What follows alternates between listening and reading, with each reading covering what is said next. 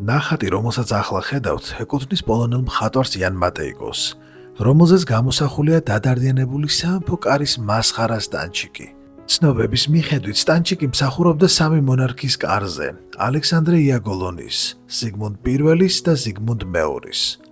იან მატეიკომ 1862 წელს 24 წლის ასაკში შექმნა შედევრი, რომლის სახელიცაა სტანჩიკი დედოფალ ბონას კარზე, სმოლენსკის დაკარგვის შემდეგ.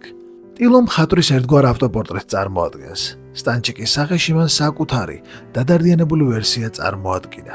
ტილოზე გამოსახული მასხარა ნაცვლად იმისა, რომ ამხიარულებდეს სტუმრებს, მორალურად და დარდისაგან ბოლომდე განადგურებულია, რისი მიზეზიც წერილია, რომელიც მაგიდაზე დევს.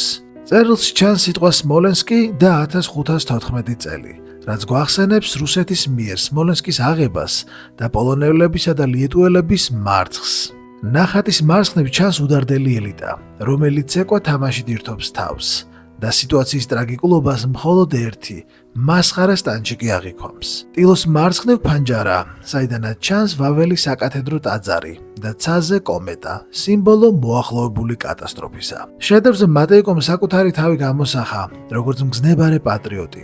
მან ხაზი გაუსვა წარსული შეცდომების გააზრებას და დამოუკიდებლობისათვის უწყვეტი ბრძოლის მნიშვნელობას. ტილო თავისი არსით პესიმისტურია, რადგან სტანჩიკი მნიშვნელოვან პროცესებში მარტოსულია, ხოლო ელიტა, რომელსაც ქვეყნის ბედი აბარია, ჩაძირულია უდარდელ მხიარულებაში.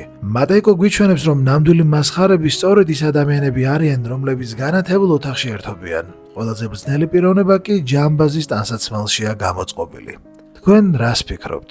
ვინ არის ნამდვილი მასხარა ამ ისტორიაში? სტანჩიკი თუ უდარდელი არისტოკრატია? დაწერეთ კომენტარებში და არ დაგავიწყდეთ არხის გამოწერა.